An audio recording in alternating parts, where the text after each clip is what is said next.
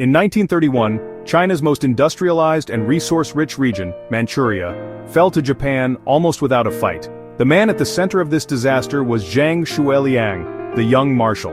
With an army of nearly 300,000 men, China's best arsenals, and even a modern air force and navy, he surrendered Manchuria to just 600 Japanese soldiers without firing a shot.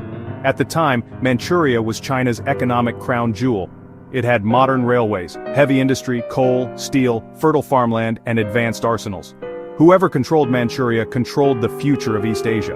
On September 18th, the Japanese Kwantung Army staged the Mukden Incident, an explosion along a railway line. It was carried out by fewer than 1,000 Japanese troops. But what happened next shocked the world. Zhang Xueliang's Northeast Army, 300,000 strong, simply retreated without resistance. For decades, Zhang's defenders claimed he was only following Chiang Kai-shek's orders not to resist. But later in life, Zhang himself admitted this was not true. Chiang gave no such command. The choice not to fight was his, and his alone. Instead of fighting, Zhang ordered his men to withdraw, locking entire weapons depots and arsenals behind them. The Japanese seized everything intact: modern rifles, artillery, tanks, and aircraft. China's strongest stockpile of weapons, the very tools needed to resist invasion, were handed over without a single battle. The consequences were enormous. Japan turned Manchuria into the puppet state of Manchukuo. Its industry, coal, and steel fueled Japan's war machine. From this new base, Japan launched the full-scale invasion of China in 1937. Later, Manchuria became the springboard for Japan's Pacific War against the United States and its allies. And Zhang's controversial decisions did not end there.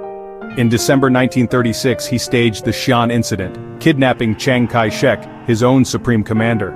Though communist propaganda later celebrated it as a patriotic act forcing Chiang to resist Japan, the truth is far murkier. The incident was heavily influenced and manipulated by the Chinese Communist Party. Far from redemption, it was Zhang's second act of betrayal, this time against his own leader and his own government. In his later years, Zhang admitted regret. He confessed Chiang Kai-shek never ordered him to abandon Manchuria, and he bore responsibility for the disaster of 1931. But for many, the Xi'an Incident only proved he was untrustworthy, willing to betray twice, first to Japan through cowardice, then to the communists through conspiracy. The fall of Manchuria was not just the loss of a province, it was the event that enabled Japan's empire and the Pacific War.